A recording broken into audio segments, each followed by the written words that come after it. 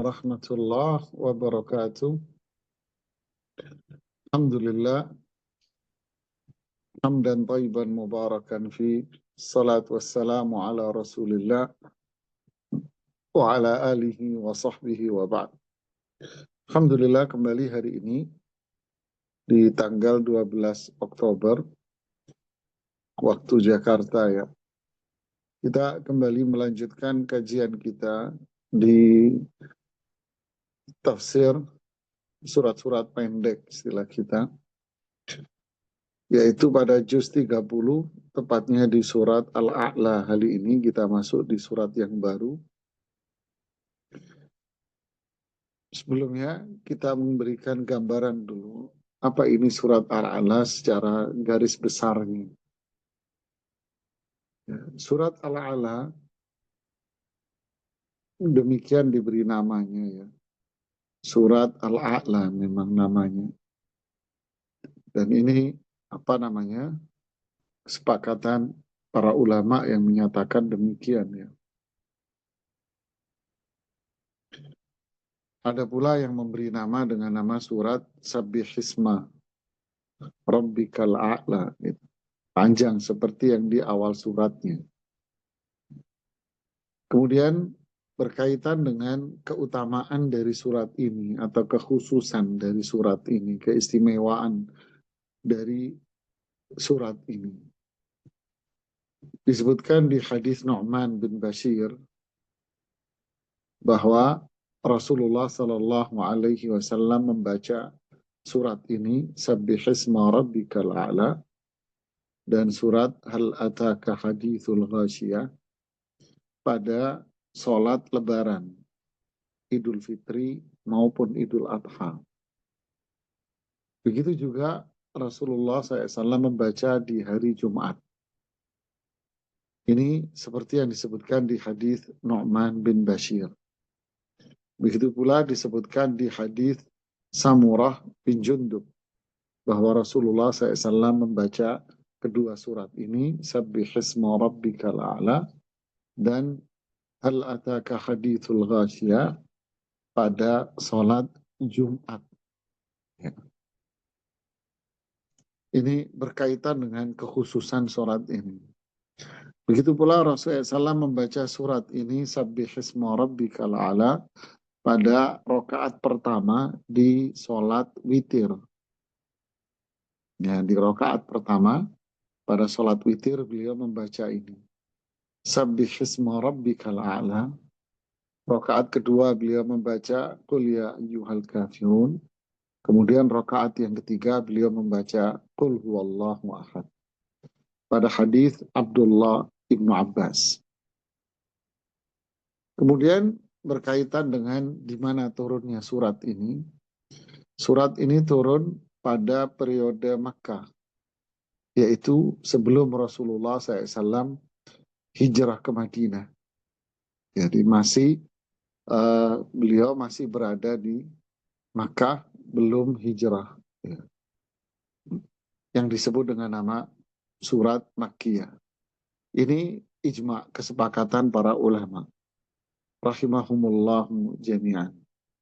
Secara global, surat ini bicara tentang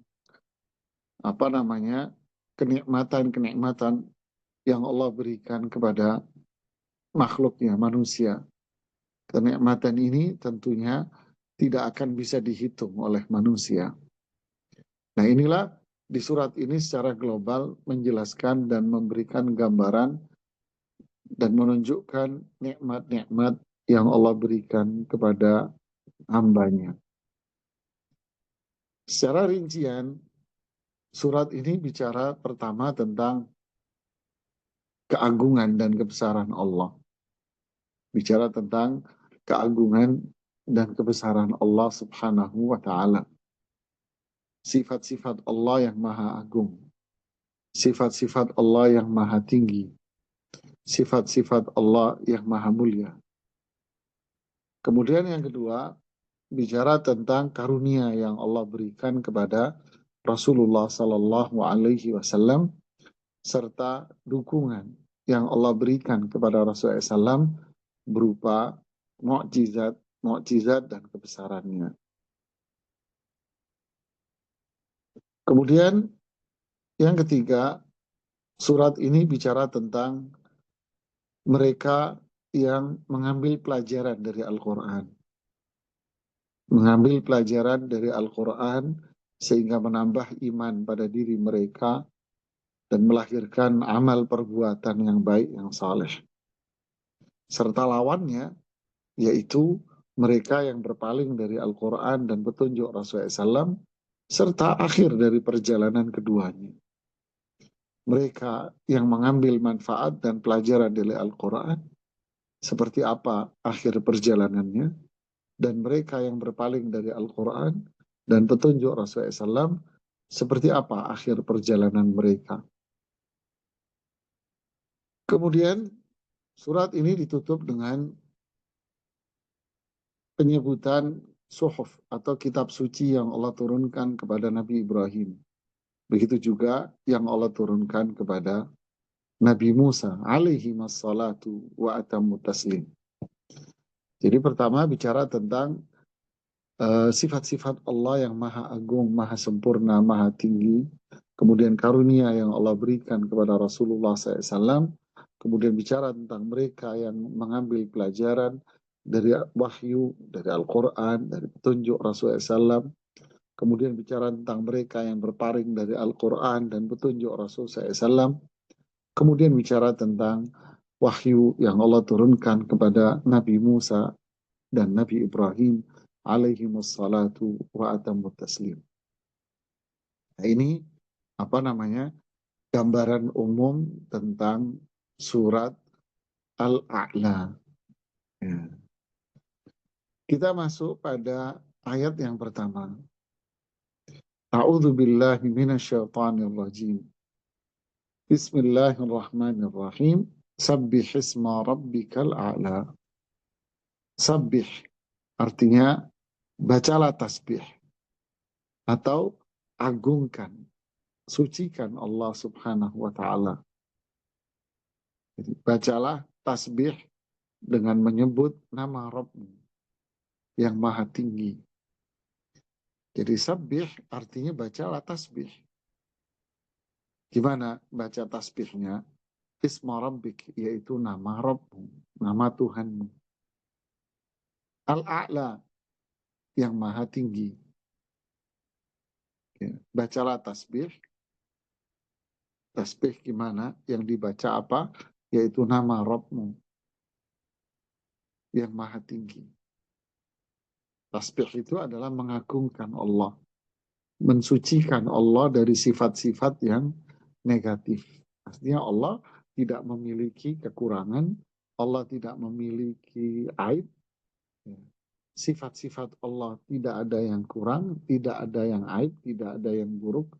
Apa yang Allah tetapkan atau disebut dengan nama perbuatan Allah, apa yang Allah tetapkan, hukum-hukumnya tidak ada yang buruk, tidak ada yang cacat, tidak ada kekurangan sama sekali. Itulah makna dari membaca, itulah makna dari kalimat tasbih. Ya. Imam As-Sa'di rahimahullah ta'ala mengatakan di sini, ya'muru ta'ala bitasbihihi al-mutadhammin li dzikrihi wa ibadatihi. Allah Subhanahu wa taala di surat ini memerintahkan hambanya untuk membaca tasbih. Di mana tasbih itu terkandung di dalamnya zikir dan terkandung di dalamnya adalah ibadah yang mulia. Wal khudu' li jalalihi, ketundukan, kepatuhan, kehinaan di hadapan Allah yang maha agung dan mulia. Wal istiqanati li'azamatihi, merendah di hadapan keagungan kebesaran Allah.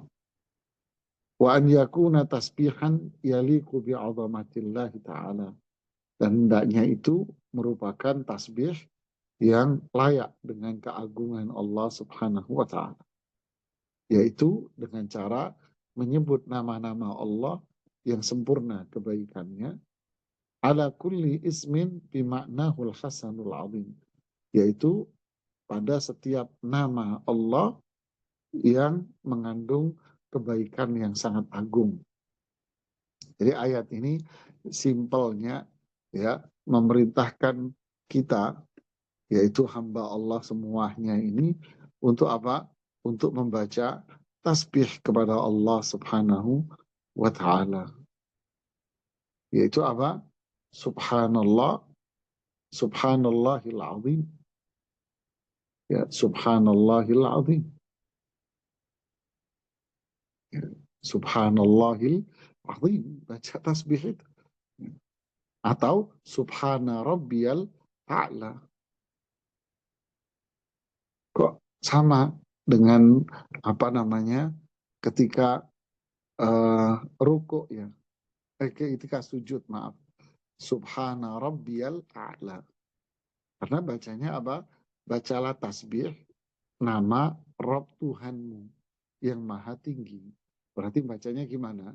Subhana Rabbi al-A'la. Maha suci Robku yang maha tinggi. Makanya di dalam riwayat Imam Ahmad dari hadis Uqbah bin Amir al-Juhani, bahwa Rasulullah SAW mengatakan berkaitan dengan surat ini ketika turun, ija'aluha fi sujudikum. Jadikan bacaan ini di waktu kalian sujud. Yaitu apa?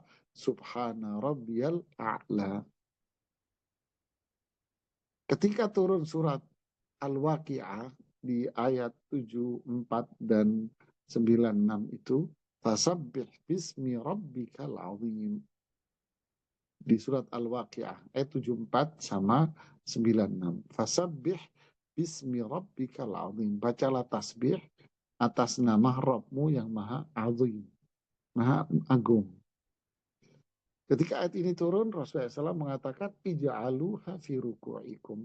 Jadikan bacaan tasbih ini di saat kalian ruku', yaitu membaca Subhana Rabbiyal Azim. Ya. Subhana Rabbiyal Azim. Nah, inilah bacaan tasbih. Jadi, ketika ayat ini turun, sabbihisma rabbikal a'la, rabbika, Rabbmu, Tuhanmu yang maha tinggi. Nah, Rasulullah SAW mengatakan, jadikan bacaan tasbih ini di saat Anda sujud, yaitu dengan membaca apa? Subhana Rabbi al-A'la. Jadi kalau disambung, Subhana Rabbiyal A'la di saat kalian sujud. Ya. Ini juga disebutkan di dalam hadis sahabat Abdullah ibnu Abbas sama. Jadi kembali ke sini disimpulkan, fasabbih, bacalah tasbih atas nama Rabbmu yang maha tinggi. Berarti perintah Allah Subhanahu wa Ta'ala agar kita membaca tasbih. Makanya Rasulullah SAW mengatakan, gimana caranya? Bacalah tasbih ini di saat kalian sujud, yaitu Subhana Rabbiyal A'la. Nah, itu ceritanya. Adapun waktu ruku, yaitu Subhana Rabbiyal Azim, di saat turun surat Al-Waqi'ah tadi.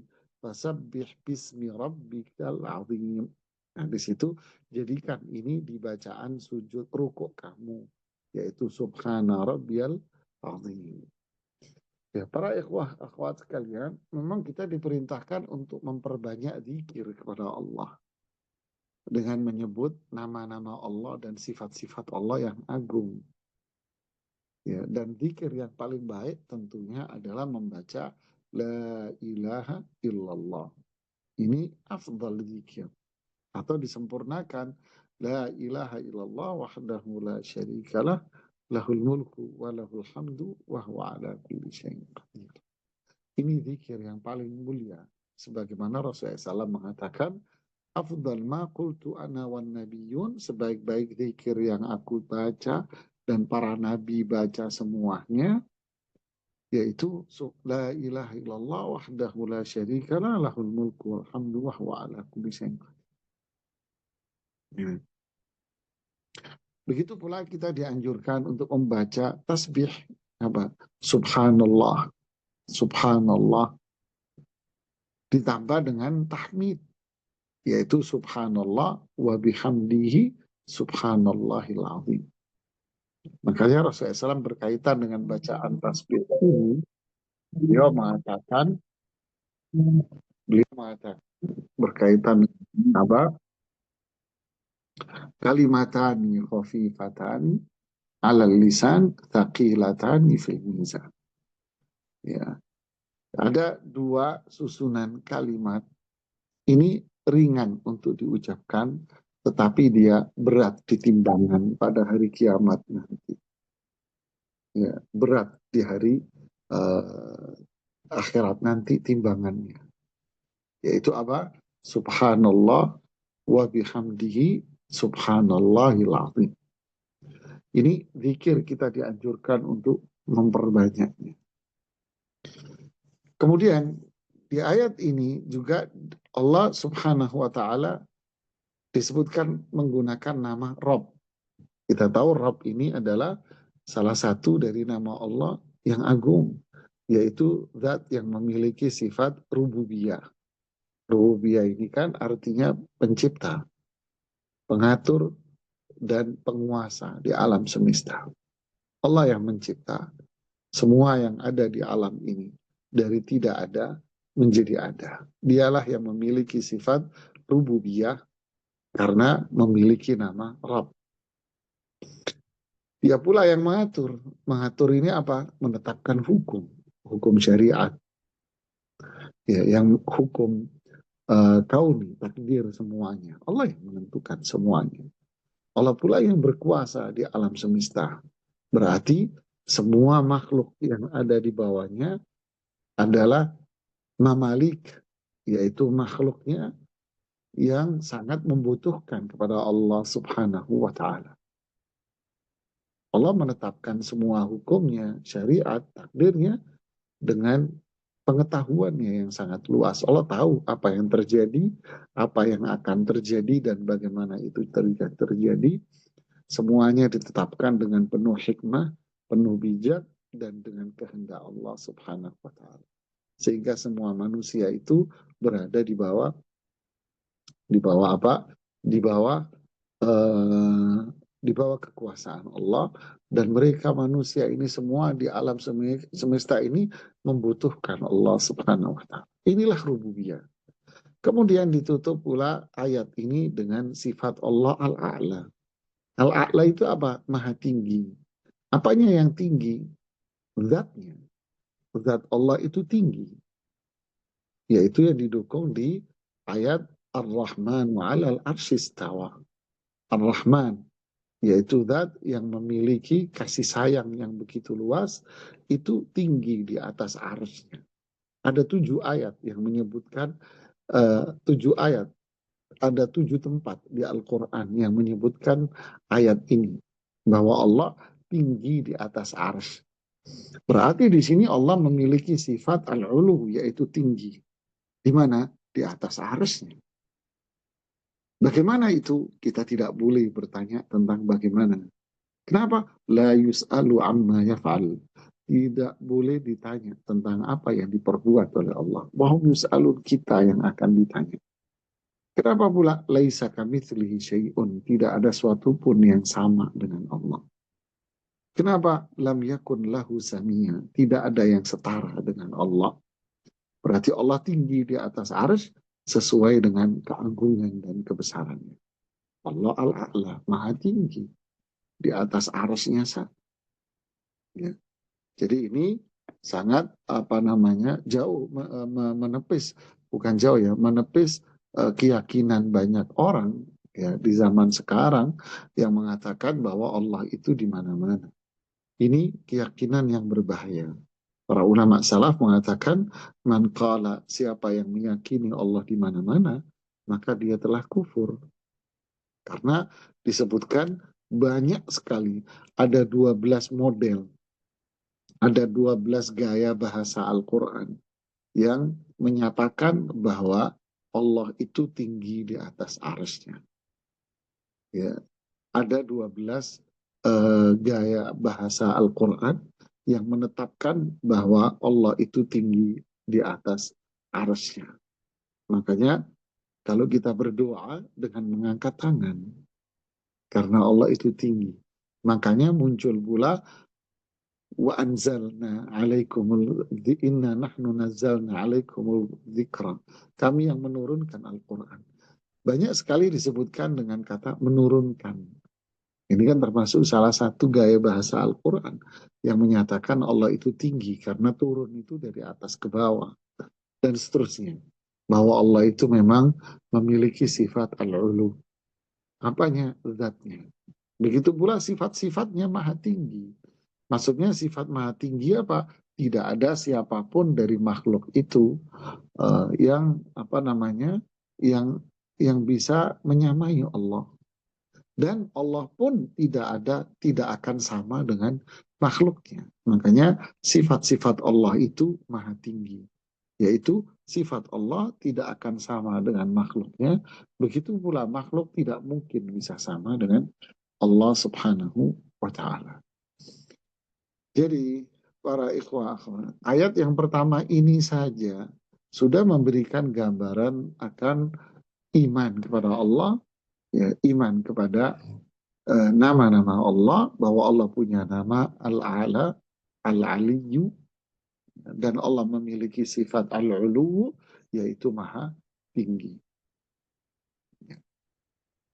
Dilanjutkan dengan penyebutan sifat-sifat Allah yang lain di ayat yang kedua. Alladzi khalaqa fasawwa.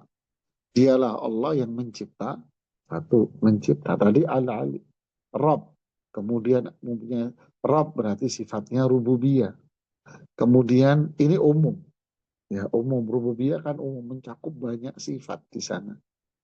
Kemudian al-ulu, Allah maha tinggi, mempunyai sifat al-ulu. Kemudian khalaqa, nah al-khaliq, nama Allah al-khaliq berarti sifatnya apa? Mencipta. Berarti kan bagian dari rububiyah ini tadi. Rububiyah kan mencipta. Nah, berarti rububiyah itu masuk di dalamnya banyak nama-nama Allah dan sifat-sifatnya. Makanya habis menyebutkan secara umum, disebutkan secara khusus. Allah mencipta. Mencipta itu menjadikan sesuatu dari tidak ada kepada sesuatu yang ada. Mencipta. Fasawwa, lalu apa yang Allah ciptakan itu disempurnakan. Imam Sa'di mengatakan, wa tudkar af'aluhu allati minha, disebutkan apa yang Allah perbuat. Yaitu apa perbuatan Allah? Annahu khalaqal makhluqat, bahwa Allah menciptakan semua makhluknya. Berarti ini kan perbuatan Allah. Allah mencipta makhluknya. Berarti semua yang ada di alam semesta ini adalah ciptaan Allah. Berarti apa yang ada di alam semesta ini tidak akan ada dengan sendirinya. Tidak mungkin ada dengan sendirinya. Apapun itu, Allah yang menciptakan angin, hujan, malam, siang, ini, dan itu yang kita nggak bisa menghitungnya. Semua itu tidak akan ada dengan sendirinya. Tetapi semua itu ada karena ada yang menciptakan. Semua dari tidak ada, lalu dijadikan ada oleh zat ini, yaitu Rabbul Alamin. Dialah yang mencipta semua. Lalu, fasawwa, yaitu atqanaha wa ahsana khalqaha. Allah sempurnakan dan Allah perindah. Jadi semua makhluk yang ada di alam semesta ini adalah semua itu sempurna. Sempurna pada bagiannya. Ya, binatang, ya sempurna pada penciptaannya binatang itu. Gitu loh. Semuanya sempurna. Tidak ada yang aib, tidak ada kurang, tidak ada ini, tidak ada. Mungkin kalau Anda bertanya, Ustadz, ada yang diciptakan dalam kondisi cacat. Apa itu sempurna? Iya. Sempurna bagi siapa? Bagi si fulan ini yang diciptakan cacat itu. Bagi dia itu sempurna. Mungkin orang lain yang memandang, wah ini cacat. Istilah cacat itu kan bagi orang lain yang melihat. Sebagaimana obat itu dikatakan pahit itu bagi siapa? Bagi orang lain. Tapi bagi seorang dokter tidak ada istilah obat itu pahit. Sebagaimana jamu itu disebut pahit itu di mata siapa? Ya kan? Bagi ibu yang bikin jamu kan tidak ada yang pahit. Nah, berarti apa? Semua yang Allah ciptakan itu sempurna. Kita yang memandang dengan tolak ukur diri kita. Kita yang memandang dengan tolak ukur diri kita sehingga kita mengatakan cacat, kasihan. Padahal di mata Allah tidak. Ini adalah sempurna bagi dia. Kok bisa? Ya kalau dia diciptakan seperti yang lain, mungkin dia akan ceritanya akan berbeda, akan mungkin terjadi keburukan-keburukan yang luar biasa yang kita tidak tahu. Kan kita jelaskan tadi bahwa Allah mencipta, mengatur atau menetapkan hukum berdasarkan pengetahuan Allah. Kenapa dibikin begini? Karena Allah tahu jika dibikin begitu akan mungkin terjadi mara bahaya bagi dia. Sehingga dia dibikin begini menghasilkan kebaikan. Karena semua yang Allah ciptakan itu baik dan sempurna dan mulia. Allahu Akbar. Nah, inilah indahnya iman, sehingga apapun yang ada pada diri kita berarti semua ini ciptaan Allah, Allah yang mengaturnya, dan semuanya akan indah. Barakallahu fikum. Yang ketiga, walladzi qaddar, yaitu Allah yang menentukan semua takdirnya. Semuanya ditentukan takdir. Dan ingat, takdir yang Allah tentukan semuanya itu, lihat, setelah mencipta, lalu disempurnakan ciptanya, lalu ditentukan takdirnya dia. Tabahu jami'ul muqaddirat, semua muqaddarat, semuanya ditentukan takdir-takdirnya. Lalu fahada, lalu mereka diberi petunjuk. Semua makhluk ini dikasih hidayah. Hidayah itu kan ada dua, jemaah. Hidayah yang bersifat umum. Hidayah umum itu apa? Hidayah yang bersifat umum yaitu hidayah untuk melakukan apa aja yang bersifat duniawi. Contoh, bayi lahir. Pertama kali yang memegang bayi ini siapa? Pertama kali yang memegang bayi siapa? Dokter kandungan. Atau kalau di kampung, di desa, bidan. Dia yang megang, dia yang gendong. Kemudian dokter ini yang membersihkannya. Atau di rumah sakit dibersihkan oleh asisten dokter ini bidan-bidan. Iya, yang melakukannya. Logikanya, harusnya yang dipandang, yang dinilai ibu oleh bayi ini siapa? Harusnya kan, menurut logika, bukan harusnya, mohon maaf.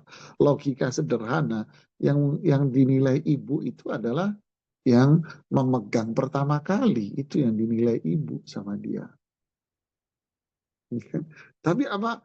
Fahada. Allah memberikan hidayah yang bersifat duniawi. Apa itu? Allah memberikan petunjuk kepada bayi ini bahwa ibumu bukan yang memegang kamu pertama kali. Dan bukan yang membersihkan, memandikan kamu, ngerapiin kamu, bukan. Ibumu yang terkulai lemah ini. Makanya ketika diserahkan, dia diam, tenang. Langsung dia tahu. Yang kedua, dia tahu di mana tempat makanan dan minuman dia. Dia nggak akan salah terus yang diisep hidungnya kan enggak. Dia tahu di mana tempat dia harus minum dan makan. Yang ketiga, dia tahu bagaimana cara ngisepnya, nggak perlu dilatih. Makanya perusahaan-perusahaan yang bikin dot itu empeng itu katanya orang sini, apa dia meniru bentuknya dan meniru cara dan model bayi ngisep. Ini apa? Ini hidayah. Dia tahu tempatnya, ngusrek-ngusrek di situ, ya kan. Kemudian nggak perlu diajari ini loh nak tempat kamu minum. Caranya begini nak ya dikasih training dulu bayi itu kan nggak. Ini namanya hidayah bersifat apa? Umum. Contoh lain, kambing. Ketika dia kambing induknya betinanya ini lahir, di tengah-tengah apa? Di tengah-tengah kambing-kambing yang banyak. Keluarlah dia. Kemudian dalam hitungan berapa menit dia sudah berdiri. Atau hitungan jam dia bisa berdiri. Setelah itu apa? Dia tahu mana induknya. Kok nggak ketuker? Padahal kambing semua sama bentuknya.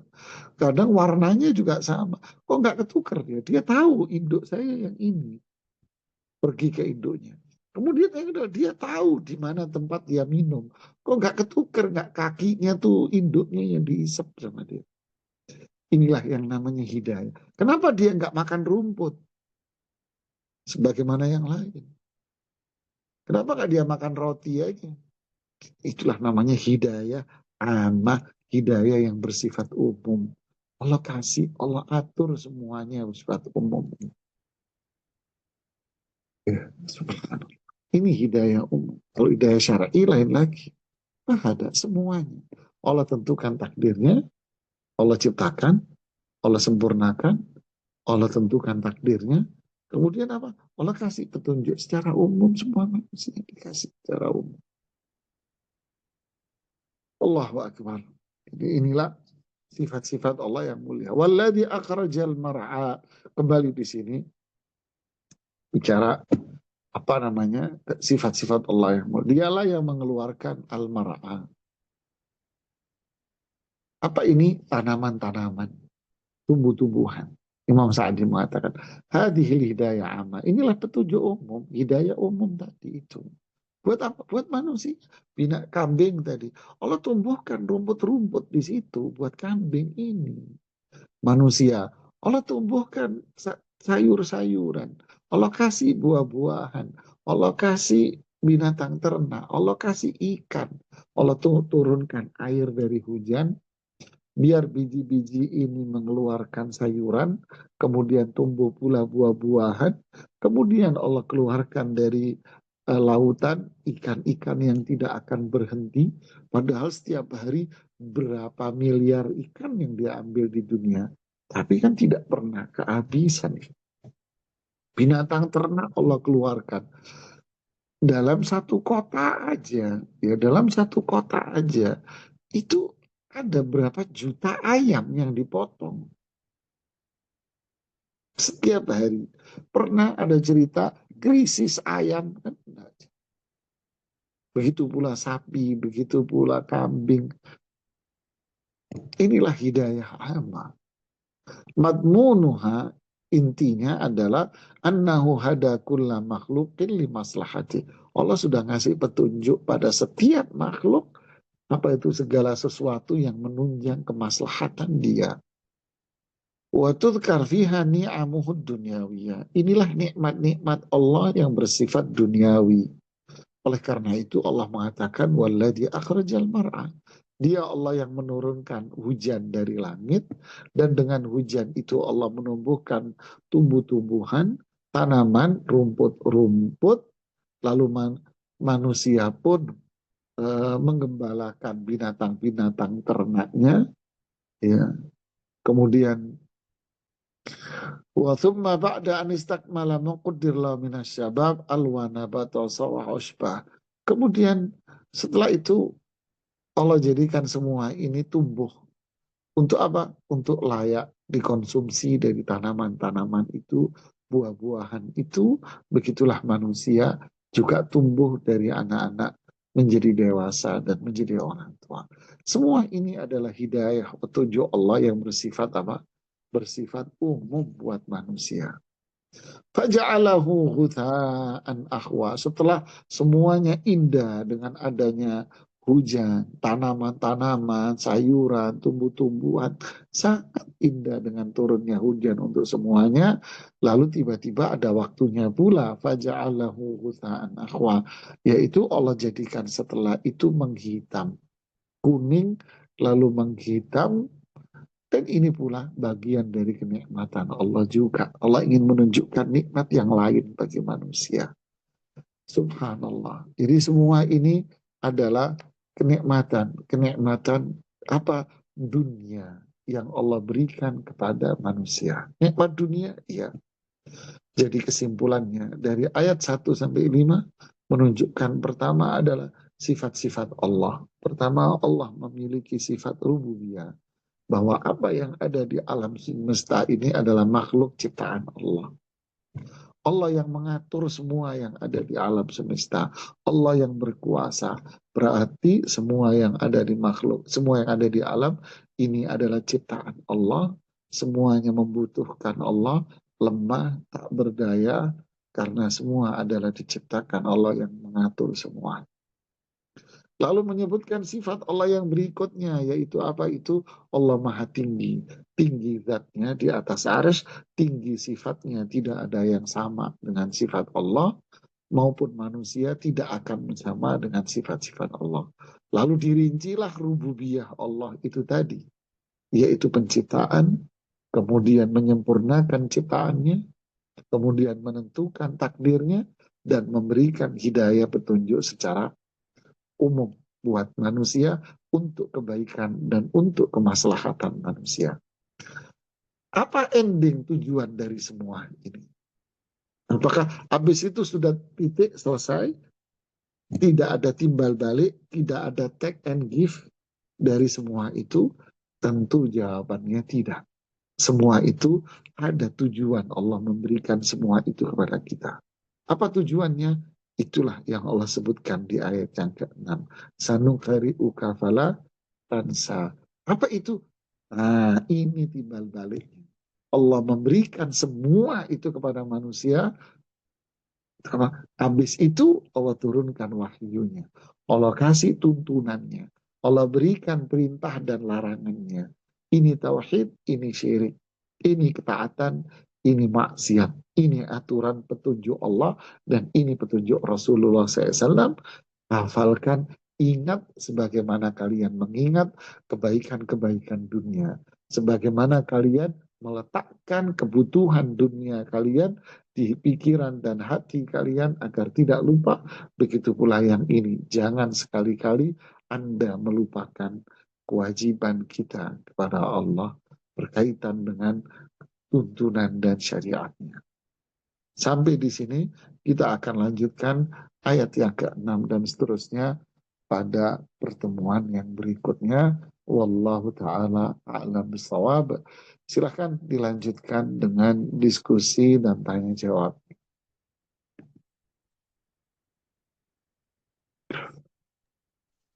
Baik, syukur Ustaz atas materi yang sudah disampaikan. Kami persilakan pada jamaah yang hendak bertanya. Bisa bertanya secara langsung dengan resen atau bisa menuliskan pertanyaannya di kolom chat. Monggo pada jamaah.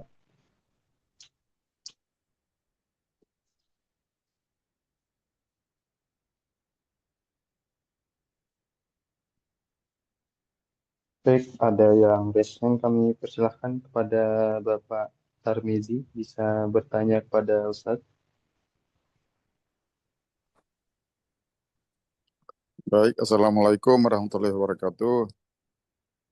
Terima kasih Ustaz. Waalaikumsalam warahmatullahi wabarakatuh. Pak Tarmidi, Masya Allah. Silakan. Ya, terima kasih untuk tausiahnya Pak Ustadz.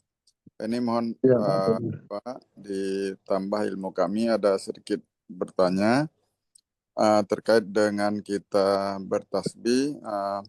Pernah kami mendengar tasbih yang digabung dengan istighfar, maksudnya subhanallah wa bihamdihi subhanallahil azim astaghfirullah. Apakah ini bisa kita bacakan tasbih yang digabung dengan istighfar ini? Syukran jazakallah khairan atas jawaban Pak Ustadz. Assalamualaikum warahmatullahi wabarakatuh. Iya, Assalamualaikum warahmatullahi wabarakatuh. Barakallahu fiik. Pertanyaan bagus, Pak. Bolehkah kita membaca subhanallah wa bihamdihi subhanallahil azim, kemudian kita gabung astagfirullah, astagfirullah? Boleh, Pak, enggak apa-apa. Berarti kita kan melakukan, membaca beberapa jenis zikir. Tasbih, tahmid, istighfar, enggak apa-apa. Ya. Subhanallah wa bihamdihi subhanallahil azim astaghfirullah, nggak apa-apa. Atau kita kumpulkan semua jenis zikir itu. Subhanallah walhamdulillah wa la ilaha illallah wallahu akbar wa la hawla wa la quwwata illa billah astaghfirullahal azim astaghfirullah astaghfirullah. Boleh, Pak. Ya. Bahkan disebutkan keutamaan secara khusus di hadis tentang keutamaan menggabungkan tadi itu, yaitu subhanallah walhamdulillah, wala ilaha illallah, wallahu akbar. Tapi sampai di sini saja yang disebutkan di hadis. Apa itu? Khairu ma tala'at alaihi syams. Lebih baik daripada matahari terbit di timur pertama kali. Wallahu akbar. Bahkan di hadis yang lain disebutkan siapa yang baca ini zuri'at lahu nakhlatun fil jannah. Jazakallah Allah khairan Pak kasih, Ustadz. ya Allah kasih satu pohon kurma di surga. Sekali baca subhanallah walhamdulillah wala ilaha illallah wallahu akbar, dapat satu pohon kurma. Cuman masalahnya kadang kena setannya kita ini males begitu berzikir. Padahal keutamaan sih luar biasa ya. Wallahu a'lam. Ya, yang lainnya silahkan. Baik, syukur Ustaz atas jawabannya. Kami silakan pada jamaah yang lain jika ingin bertanya.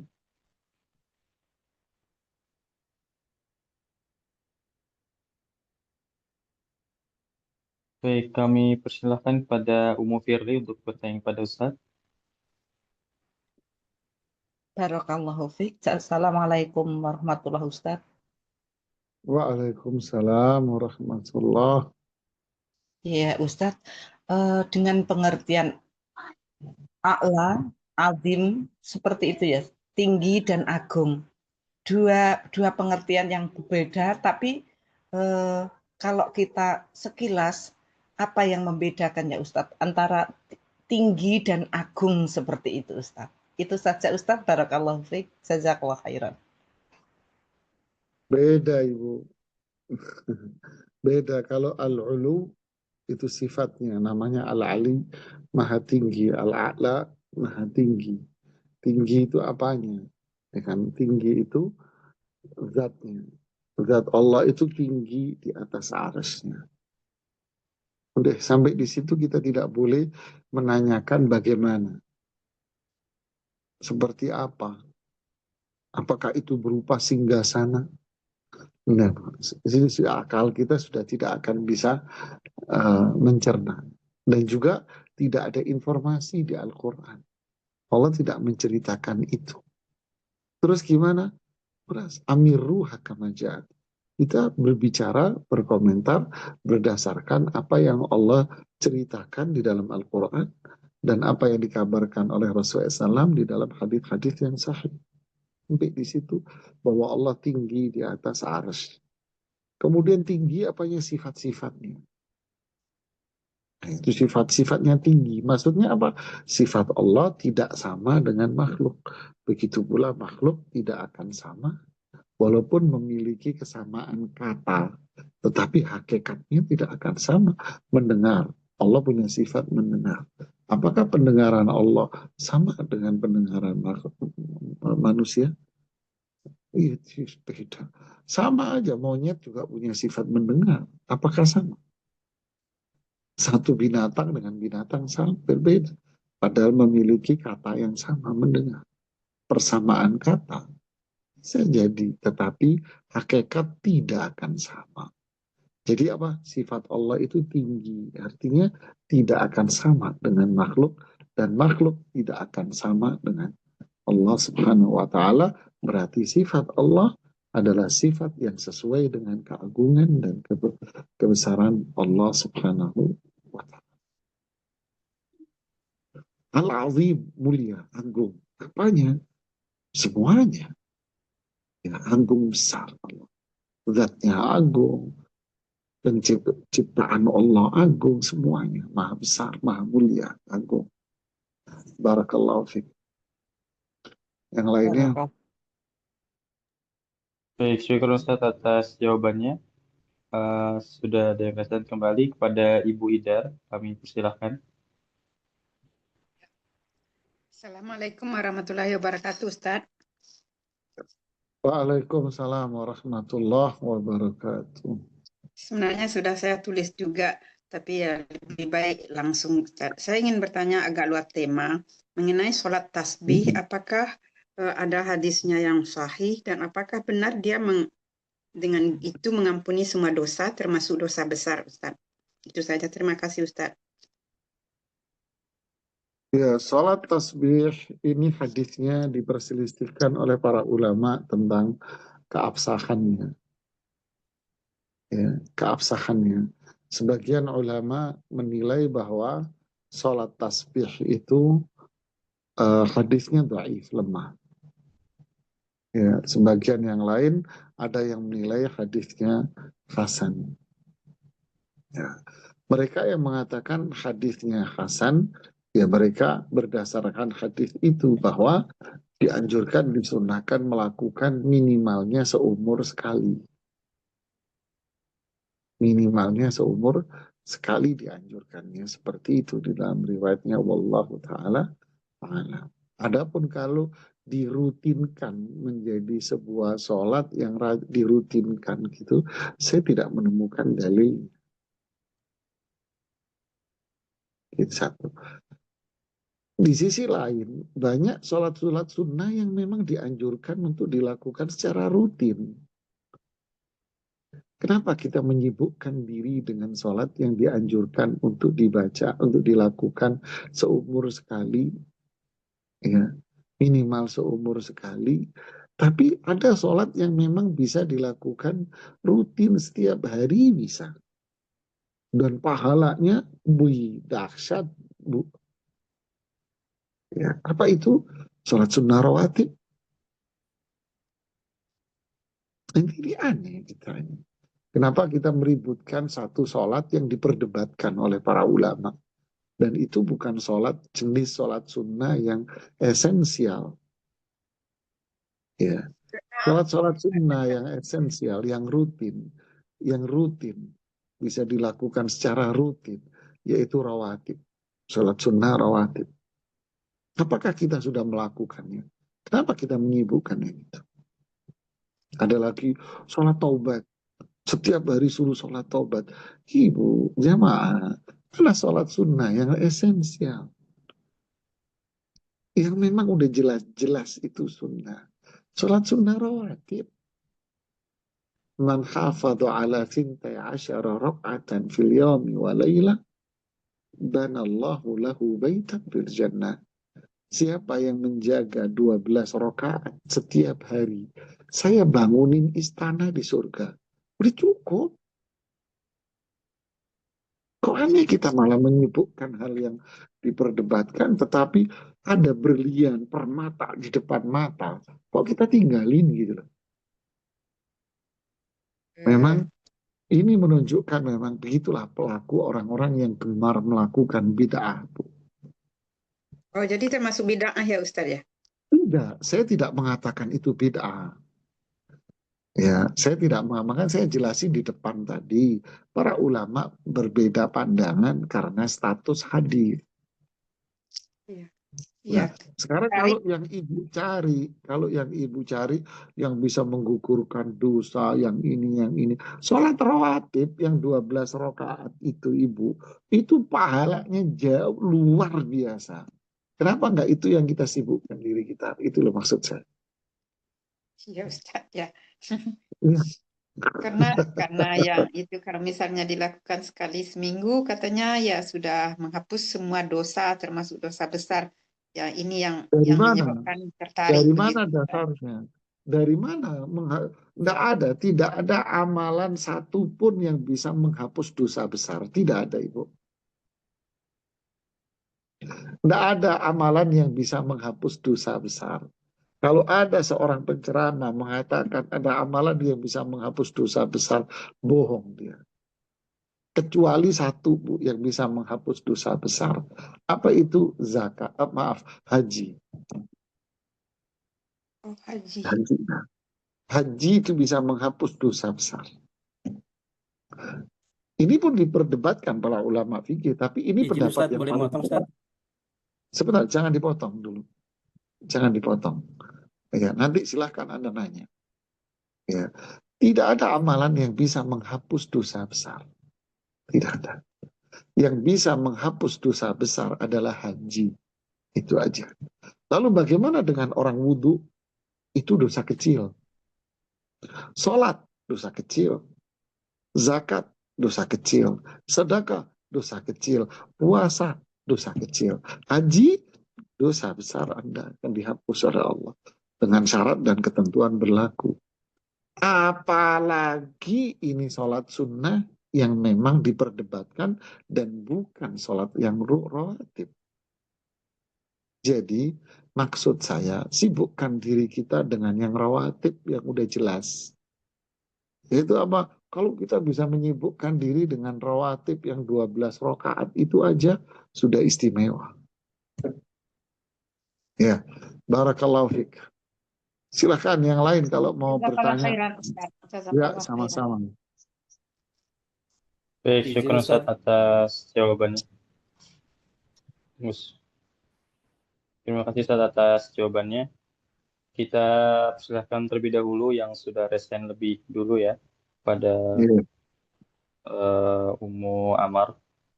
Oke, persilahkan. Afwan, ya kalau boleh tadi karena sudah duluan Uti Riyadi interrupt Ustadz, jadi mungkin dipersilahkan untuk Ahi Riyadi dulu. Jazakumullahu khairan, Ahi Muhammad. Baik, oke, persilahkan Jazakallah khairan, pada Ummu Ammar. Ya, kalau izin bisa Ustaz, yang tadi Ustaz mengatakan bahwa tidak ada amalan yang bisa menghapus dosa besar, Ustaz. Itu ada disampaikan oleh Ustadz Khalid Basalamah dan beberapa Ustadz yang lain mengenai seorang pezina yang memberi minum seorang anjing, kemudian diampuni dosanya oleh Allah Ta'ala. Afan, Ustaz. Bagaimana dengan Tidak, seperti itu, Ustaz?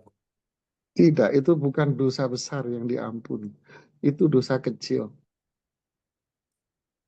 Iya. Tapi pezina, Ustaz. Iya. Zina kan Ya, dosa besar, Ustaz. pezina. Afan. Ya, ya, itu kan menunjukkan apa? Keutamaan memberikan minum. Keutamaan memberi minum. Itu satu. Ya kan? Keutamaan memberi minum. Satu. Kemudian menunjukkan pahala yang begitu besar. Memberikan minuman itu pahalanya sangat besar. Rasulullah SAW mengatakan sedekah yang paling mulia itu adalah sedekah air. Kepada siapa? Siapapun, mau manusia, mau binatang. Pahalanya besar. Dan ia menghapus dosa dosa kecil. Bisa jadi seorang ini pezina. Lalu dia memberikan minum. Bisa jadi pemberian dia air minum ini menjadi pemberat dia di akhirat. Seperti hadis seseorang yang memotong ranting pohon yang menjorok ke jalanan. Lalu Allah masukkan dia ke surga. Bagaimana dengan dosa yang lain? Fa'amma man thaqulat mawazinu. Makanya para ulama mengatakan, jangan la tahkiranna minal ma'rufi syai'. Rasulullah SAW mengatakan dulu, jangan menyepelekan kebaikan sedikit pun. Jangan. Para ulama bilang, bisa jadi perbuatan baik yang dia lakukan ini yang bisa menjadi pintu pembuka surga. Bisa jadi ini menjadi pintu pembuka surga bagi dia. Ngasih minum. Jadi pintu pembuka surga buat dia. La tahkiranna minal ma'rufi syai'a. Jangan menyepelekan kebaikan sedikit pun. Jangan menyepelekan kebaikan sedikit pun. Jangan. Walau antal ka'akhaka biwajhin talq. Walaupun Anda bertemu dengan saudaramu dengan wajah yang tersenyum. Jangan disepelekan. Bisa jadi ini yang menjadi pembuka surga bagi Anda. Apakah sholat yang bisa masuk surga kita? Bisa jadi, bisa juga enggak. Kita tidak tahu seseorang itu masuk surga dengan amalan yang mana. Dan sebagaimana kita juga tidak tahu masuk neraka disebabkan amalan yang mana. Kencing bisa menjadikan orang masuk neraka, ya akhi. Jadi kesimpulannya apa? Menunjukkan memberikan minum itu amalan mulia. Dan itu pahala besar. Kepada siapa? Siapa aja walaupun itu seekor anjing. Menghapus dosa. Menghapus dosa. Dosa yang mana? Dosa kecil. Nggak ada ulama mengatakan itu dosa besar. Kalau ada mau Ustadz Khalid, mau Ustadz siapa, salah dia. Terus nggak boleh salah gitu, Ustaz. Saya bisa salah, saya juga bisa salah. Ya mohon maaf. Ya. Saya juga bisa salah. Ya. Siapapun bisa salah. Kita bukan malaikat kok. Terus kalau kita mengkritisi Ustadz itu berarti kita berbeda pendapat. Tidak. Salah kok. Kenapa tidak kita mengatakan demikian? Siapapun bisa, ya akhi. Tidak ada yang bisa menghapus dosa besar. Tidak ada. Dosa besar itu hapus dengan taubat. Tidak ada. Yang bisa amalan yang bisa menghapus dosa itu ada dosa besar haji tok dengan beberapa dalil yang banyak. Haji. Ya. Dan aslinya dosa besar itu terhapus dengan apa? Taubat. Ya, dengan taubat. Ya, itu jemaah. Fahami ini dengan baik. Tidak ada. Sekarang kalau memang ngasih minum menghapus dosa besar, kenapa sholat tidak? Mana yang lebih tinggi? Nah ini bantahan juga. Mana yang lebih tinggi? Ngasih minum sama sholat.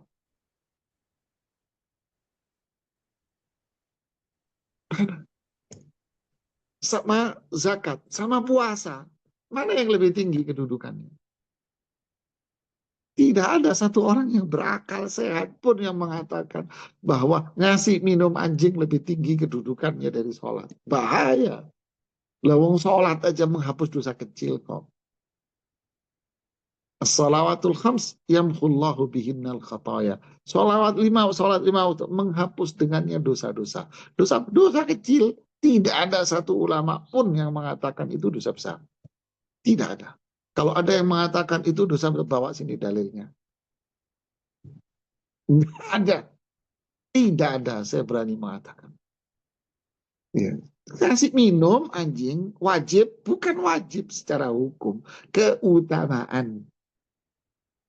Nanti orang akan mengatakan, saya cari anjing aja, tak kasih minum semua anjing. Cukup menghapus dosa saya nggak usah tobat, Mas. Nggak perlu saya tobat kalau gitu. Si fulan zina, maling, pencuri, ini, koruptor, segala macam, judi. Ngapain? Nggak usah tobat. Saya cari anjing, tak kasih minum semua tuh anjing. Pergi aja sono ke peternakan anjing, kasih minum semua tuh ternak anjing. Terus dosa Anda diampuni semua dosa besarnya. Pakai akal dari mana? Pikirinlah. Terlepas siapa yang ngomong. Ya kan? Telaah dululah dalil. Jangan asal bicara gitu kan. Barakallah fiik. Ya mohon maaf. Jazakumullah khairan, Ustaz. Ya sama-sama Mas. Syukur Ustaz atas jawabannya. Semoga bisa menjawab pertanyaan dari penanya tadi. Yang silakan kepada Ummu Amar jadi bertanya. Ya, jazakumullahu khairan Akhi Muhammad. Assalamualaikum warahmatullahi wabarakatuh, Ustadz. Waalaikumsalam warahmatullahi wabarakatuh. Ya, Ustadz, ada pertanyaan yang tertulis. Mohon pencerahan dan nasihat Ustadz. Assalamualaikum, Ustadz. Mohon penjelasan apabila bacaan Subhanakallahumma wa bihamdika asyhadu alla ilaha illa anta astaghfiruka wa atubu ilaik. Apakah ini bisa dijadikan tanda kutip zikir, Ustadz? Misalnya kita bekerja di kantor, kemudian artinya ada hal-hal yang menyangkut dosa atau hal-hal yang dilarang oleh agama yang kita sebenarnya tidak tahu. Apakah itu boleh dibaca, Ustadz? Gimana? Subhanallah. Subhanakallahumma, doa kafaratul majelis, Ustadz. Jadi kalau dia bekerja di kantor, terus kira-kira ada kesalahan mau baca doa itu setelah selesainya, apakah diperbolehkan? Mohon nasihatnya, Ustaz. Kenapa nggak istighfar aja, Ibu? Agak lucu ya, mohon maaf ya. Kenapa Anda nggak istighfar? Ketika kita teringat perbuatan dosa, kenapa kita nggak istighfar? Astaghfirullah, astaghfirullah, astaghfirullah. Rasulullah SAW istighfar. Berapa kali? Sehari ribuan kali istighfarnya. Kalau sekali duduk bisa 100 lebih itu istighfarnya. Nah, Sallallahu Alaihi Wasallam. Kenapa enggak istighfar? Ini yang paling mulia. Kenapa kok ada terbersit kafaratul majlis? Kafaratul majlis itu menghapus dosa. Iya. Kapan dibaca? Itu ada momennya khusus. Yaitu kalau kita duduk, baik majelis offline, majelis online, duduk apa? Duduk apa aja, ngumpul-ngumpul sama teman-teman di situ, ngobrol. Di situ kan akan banyak obrolan-obrolan yang bisa jadi dosa.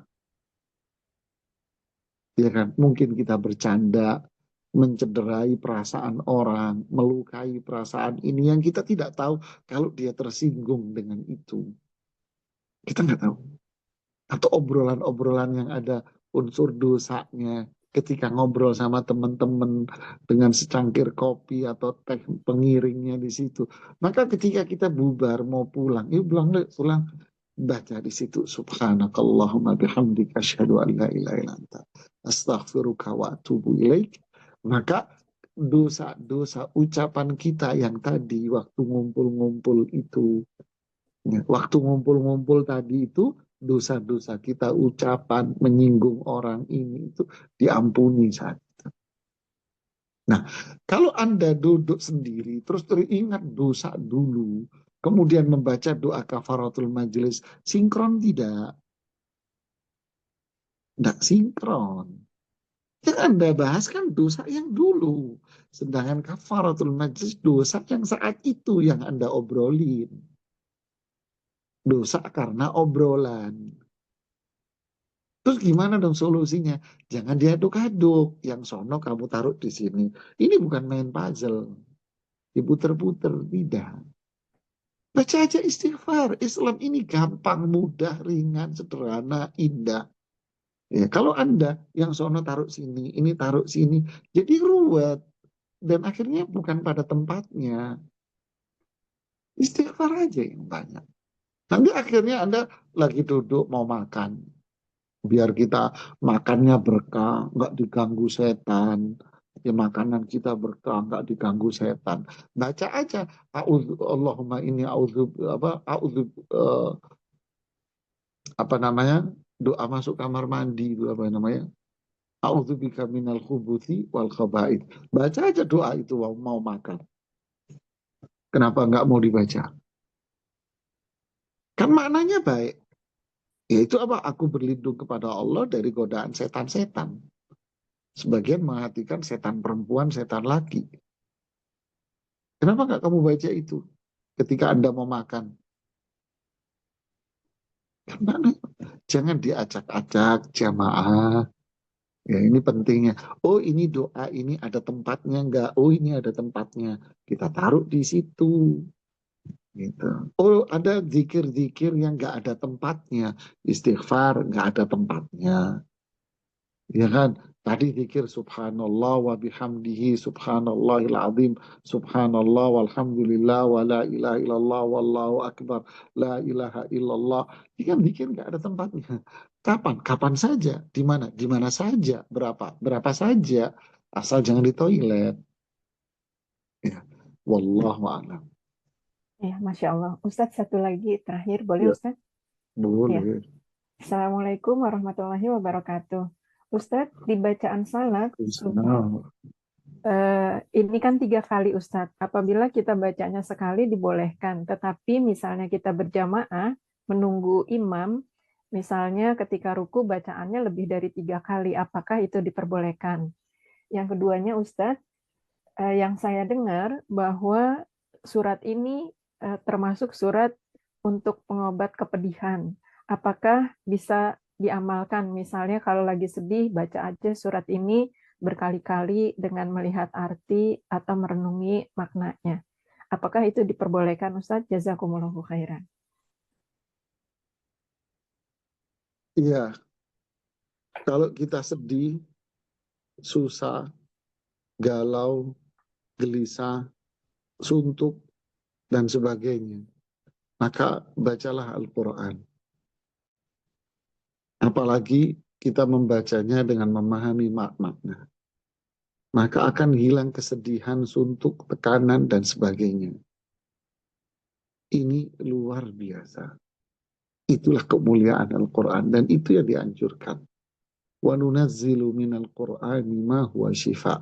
Kami menurunkan Al-Quran, dan di dalamnya ada obat buat penyakit-penyakit hati. Baca Al-Quran. Jangan dengerin musik. Nanti ngundang setan, tambah suntuk, tambah stres. Jawaban pertama. Jawaban kedua. Tapi kalau Anda menentukan jenis suratnya, kalau Anda suntuk, ya, tertekan atau ini, baca surat ini, dan ditentukan pula yang ketiga apanya? Bilangannya. Baca sekian kali. Pertanyaannya, ada nggak dalilnya? Yang menyuruh kalau Anda suntuk, baca surat Yasin, umpama. Surat Al-Waqi'ah, surat Ar-Rahman, surat ini, surat itu. Ada nggak dalilnya? Kalau Anda suntuk baca ini, dan jumlahnya sekian kali. Kalau tidak ada dalilnya, jangan melakukan. Itu bid'ah. Dan kullu bid'atin dhalalah. Semua bid'ah itu sesat, walaupun manusia memandang itu baik. Jangan. Tapi apa? Islam ini gampang. Coba Anda menentukan jenis surat. Kalau untuk tentukan jenis surat, sekian, surat ini, kemudian baca sekian kali. Repot nggak? Repot. Mau kamu mampu konsisten dengan angka itu? Kamu menyulitkan dirimu sendiri dengan bid'ah. Tapi kalau kita membaca, kalau kita suntuk, galau, gelisah, dan sebagainya, psikologis, baca apa? Baca Quran. Yang mana? Terserah. Berapa kali? Enggak ada. Baca itu Quran. Dari mana ke mana ya sesuai kemampuan Anda. Oh, saya baca cuma selembar aja. Silakan. 2 lembar. Silakan. 3 lembar. Silakan. Sesuai kemampuan. Gampang nggak? Gampang. Simple. Jadi bid'ah ini justru membuat orang itu sulit nanti di situ dia. Udah bid'ah, repot. Nggak ada pahalanya. Ya. Wallah. Pertanyaan yang pertama tadi apa? Lupa saya. Tentang bacaan zikir pada saat rukuk, Ustadz. Kalau misalnya berjamaah, kan kadang-kadang imamnya agak lama. Oh ya. Nah, dibaca zikirnya 3 kali, berulang-ulang. ya, berulang-ulang. Boleh. Anda baca berulang-ulang, baca Subhana Rabbiyal A'la, berulang-ulang boleh. Sebagaimana dijelaskan oleh Syekh Abdul Aziz bin Baz, boleh Syekh Utsaimin rahimahumullah jami'an, ulama kita semua, maka boleh ada ulang-ulang. Betul. Seperti kalau kita sholat malam, ya kan, sujudnya, rukuknya hampir sama dengan berdiri, sujudnya hampir sama dengan rukuknya. Baca apa di situ ya? Kira-kira kan lama gitu ya. Jadi ulang-ulang. Kata Syekh Abdul Aziz bin Baz, ya ulang-ulangi. Nggak apa-apa. Anda ulang-ulangi. Atau memperbanyak doa. Tapi kalau sholat malam ya, kalau jadi imam berjamaah jangan. Ya. Kalau sholat malam silakan Anda sujud setengah jam enggak apa-apa. Wah, Anda sholat malam kan Anda sholat sendiri. Itu diulang-ulang, terus ditambahi dengan doa-doa yang diajarkan Rasulullah SAW, kita baca di situ boleh, nggak apa. Ya, yang lain ada pertanyaan? Ya, sudah Ustaz, jazakumullah khairan. Ya. Baik, Ustaz. Sudah tidak ada pertanyaan masuk, Ustaz? Ya, alhamdulillah, jazakumullah khairan. Ini yang bisa saya sampaikan. Semoga bermanfaat buat saya dan kita semua. Mohon maaf atas kekurangan. Kalau ada kesalahan dari diri saya sendiri, kalau ada sesuatu yang tidak berkenan ya dari diri saya sendiri, mohon maaf. Subhanakallahumma bihamdik, asyhadu an la ilaha illa anta, astaghfiruka wa atubu ilaik. Assalamualaikum warahmatullahi wabarakatuh.